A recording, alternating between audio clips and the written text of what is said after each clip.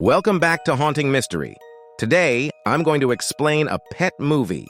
The opening scene features an introverted man named Seth Donaldson, who works at an animal control center that takes in and eventually euthanizes stray animals.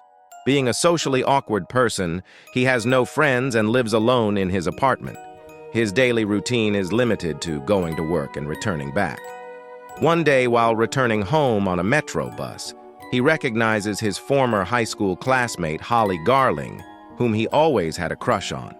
He strikes up a conversation with her, but he is unable to gather enough courage to ask her out on a date.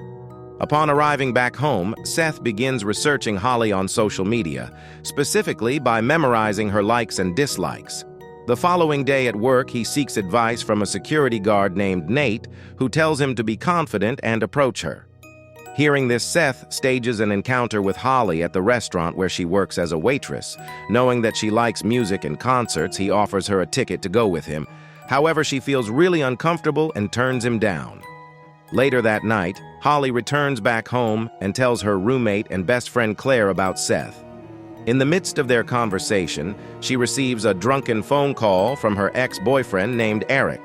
When Holly senses that he is in an inebriated state, she hangs up the calls. The next day, she receives a bouquet of flowers at her workplace, which she assumes to be from Eric.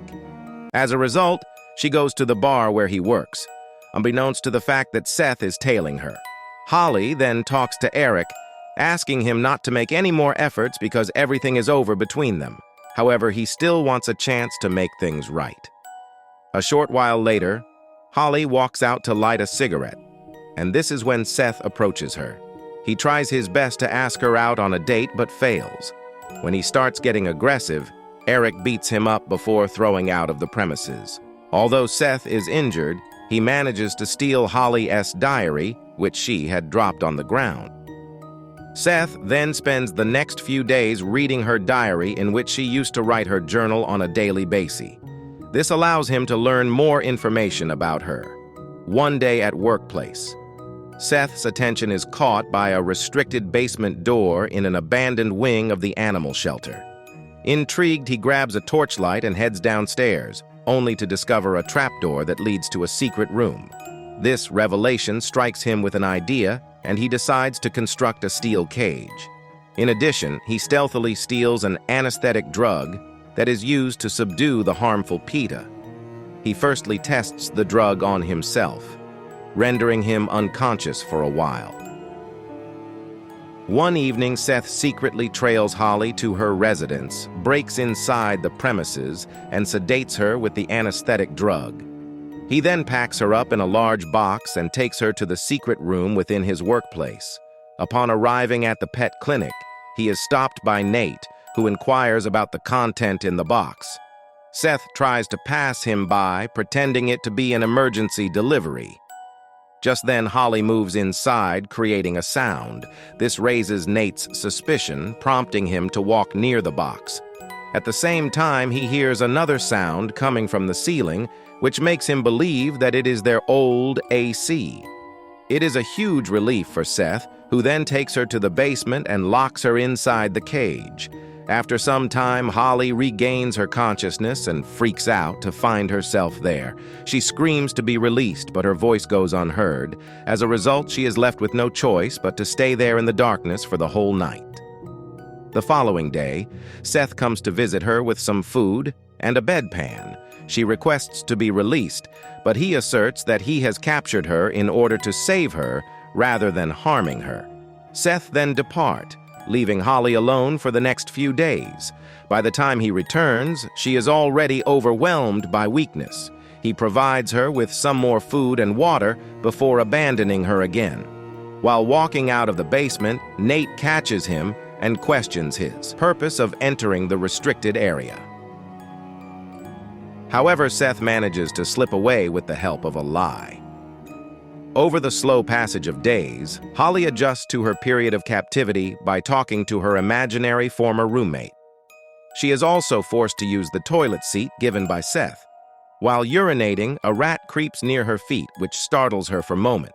As a result, she ruthlessly stomps it with her bare feet, killing it brutally. The next time when Seth visits her, she asks if he wants to assault her or kill her. In response, he says he won't touch her inappropriately, but might kill her if circumstances demands. He then sits in front of her and explains how he fell for her the moment when he first saw her during high school. As their conversation unfolds, Seth asks about Claire. He recounts how he overheard her talking to her best friend despite being alone in the room. He then asks if she still sees Claire. The latter answers in the negative, even though she hallucinates her behind him. Following this, Seth takes out Holly's diary from his bag and reveals that he is aware of all her secrets. He begins to remind everything that she has mentioned in the diary, taking us back to the past. One night, Holly discovered about her boyfriend's secret affair with her best friend, which broke her heart. She then confronted Claire about the same during a car ride in her anger. Holly continued accelerating the car, ignoring Claire's apology and her plea to stop the car. Shortly after, they were hit by a truck, causing them to be severely wounded. When Holly learned that Claire was still alive, she grabbed a pointed glass shard and stabbed right in her eyes, resulting in her death.